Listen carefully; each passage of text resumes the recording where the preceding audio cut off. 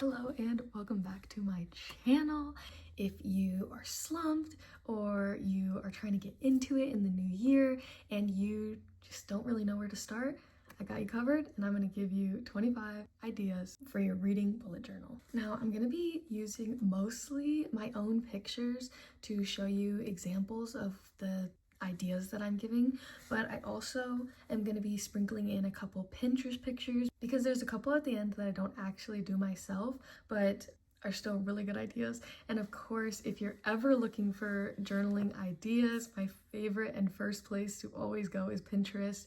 There's just so many different cool, beautiful spreads on Pinterest, and you can always copy one of those into your own if you are stuck. Now I'll start off with things that you can do in the new year so that you can get your journal set up, but also you can make these at any time during the year if you want to start. So it's never too late to start, and don't think you have to start something at the beginning of the year, because you don't.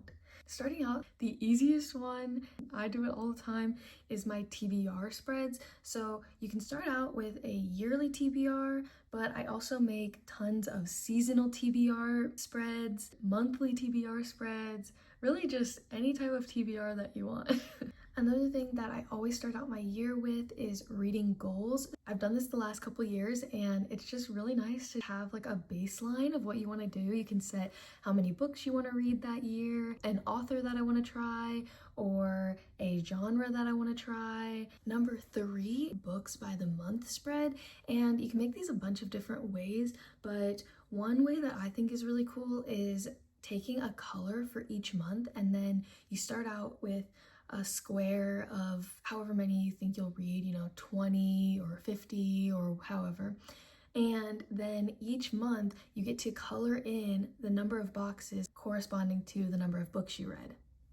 Just a cool little way to see your books that you read throughout the year in a different way. Number 4, you can create a book bingo. I've done this a couple years in a row now, and it's super fun. You can fill it with whatever you'd like. Some examples are a book that made you cry, a blue cover, a long book, a short book, book that was made into a TV show or a movie, and etc. So super fun way that you can just cross things off as you're reading. I try and go for a blackout card by the end of the year, but to each their own. You could try and just do a row or an X or something.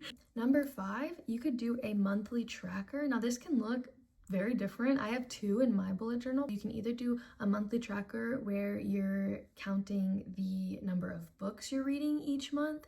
You could also do a monthly tracker where you're counting the pages that you read every month. And then I like this second spread because it's kind of an overview that shows everything. So you can just fill out the top with whatever you want. I normally do the number of books, the pages, what format it was read in, if it was a reread or a DNF.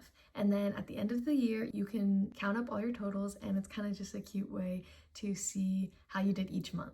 The 6th idea is to do a book of the year bracket. This is where you put your favorite book of each month, and then it just keeps going down until you narrow it down to your best book of the year.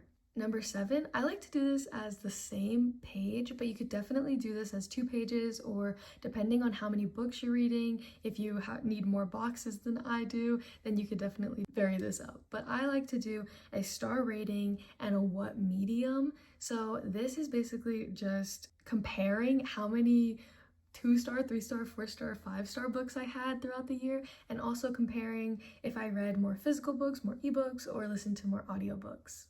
I also like to add in graphic novels because I feel like they're a little bit different and I go through them a lot quicker, and so they just seem like a different media type to me, as well as I sometimes will do a mix where I'll be listening and also reading at the same time, or I'll have an ebook and I'll be reading it on my Kindle but then also have a library book. So yeah, it's kind of just a cool way to see how you read, and also it's really exciting to look back throughout the years. I've done this a couple years now in a row, and to see like maybe I read more ebooks last year and more physical books this year. Number 8, you can do a bookshelf. So this is basically just a drawing of a bookshelf, and then you fill in all of the books that you read in the book spaces. You can make this as small or as big as you'd like, depending on how many books are your goal for the year. But I just love how these turn out. I think they're so cute. I actually found this idea out from Katie's reading, and her journals are what I aspire for. They're so pretty, but she always does a bookshelf and I loved it, so I had to put it into my book journal. Number 9, monthly book tracker spreads. So I do these every single month. It's my favorite thing, and I just pick my favorite book of the month, my least favorite book, my pages read, and my books read, and I just change this up every month. Last year, I used to be really simple with it, where I would just put a piece of paper, write it all down, and that was my spread. But for some of the later months in this year, I actually got pretty into it, and I would make a whole spread just dedicated to these 4 questions. You can do a series tracker. These are super fun and just a cool way to see how you're meeting your goals with your series. Also, for series that have crazy amounts of books in them, you know, like 7 to 8, it can be really exciting to put them all down, and then you know exactly how many there are in the series, and then as you read them, you can mark them off. I love this spread. It's an A to Z tracker, and this is just putting down a book from each letter of the alphabet that you read every year. For example, this year I read Book Lovers, so I put that for my B. And then any other book that I read that started with a B obviously doesn't get a spot, but the goal is just to try and fill that out. I've yet to read a Z or an X book, but who knows? Maybe next year will be the year. All right, now the next 2 are specific for if you are in a book club. I love the idea of incorporating your book club pics into your reading journal. So the first thing that you can do is make book club pages where you just talk about the book club books that you read. And I think it's kind of cool because you're already going to have to discuss them with people. So you can make these pages before, so you have something to look back on, and you have your notes for when you actually go to your book club meeting. But you can also make them after and kind of do it as like a after meeting thoughts of like how other people liked the book versus how you liked the book. The other thing you can do is make a book deadlines page, and this is really nice if you're in multiple book clubs, or if you're only in one but you just want an easy way to see when your next book is going to be due, so you can figure out when you're, you know, ordering it from the library, or you are just saying, how many weeks do I have until this book club is? You can just look right there. And it's also kind of cool because you can decorate them based on the months. Number 14, new releases. You can either do this based on the months or just books that you're really excited for. And you can make a spread basically reminding yourself of when all your favorite new releases are coming out. You can make a book haul page. If you ever go to the library or to Barnes & Noble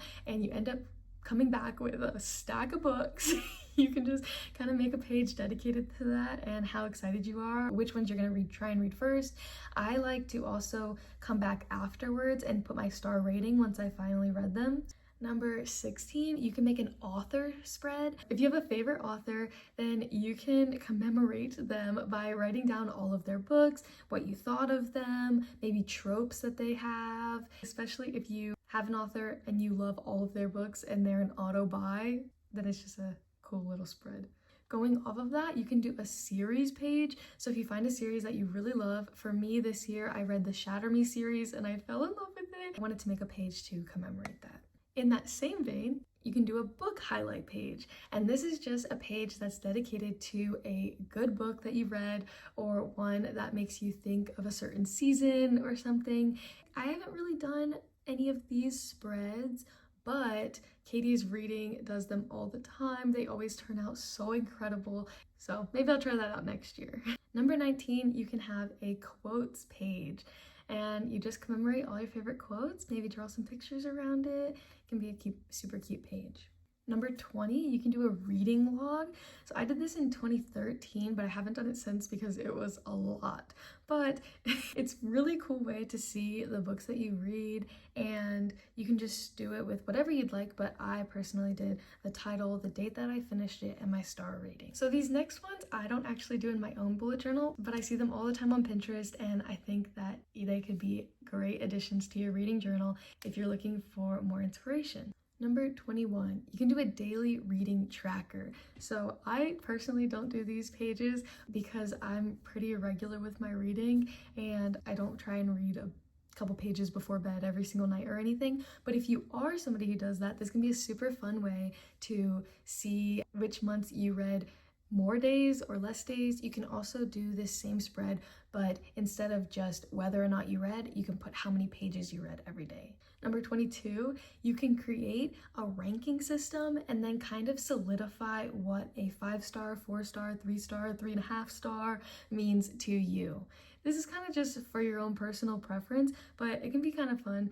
My sister did this spread in her bullet journal, and I'll try and insert a picture of hers, but a Bookopoly, so it's kind of like a book monopoly, and you can put in the boxes whatever you'd like, but by the end, your goal is to fill in as many properties as you can. Number 24, this one is super fun, and I wish that I could do it, but if you have a printer, I beg you to make these pages because they're so easy and they're so cute. This is just a book cover spread, so you can do this with like a library type thing where it's like all the books that you read this year. You could do it by months, which books you read this month, what's your favorite books, whatever you want to do, but instead of writing them out or drawing them, you can just put a printed out picture, or they even have like pages that are stickers, and once you print them, it's actually a sticker and you put them down. They're so cute, and I highly recommend if you're new to bullet journaling and you're a little bit overwhelmed with it, these spreads can be really easy and kind of fulfilling, and they're also super colorful, and I'm just obsessed with them. So I really wish that I could make them in my own bullet journal, maybe in the future. And finally, to wrap up this video, but also your bullet journal, you can do a yearly wrapped spread. And this is just one that you make at the end of the year where you can do various stats that you have made throughout the year. Your average star rating, how many total books you read, what was your average page length. The possibilities are endless with this one. So that was 25 different spreads that you can do in your reading bullet journal. I hope that you take some inspiration from this video. Let me know which pages you like the best or which ones you're going to try out in your bullet journal.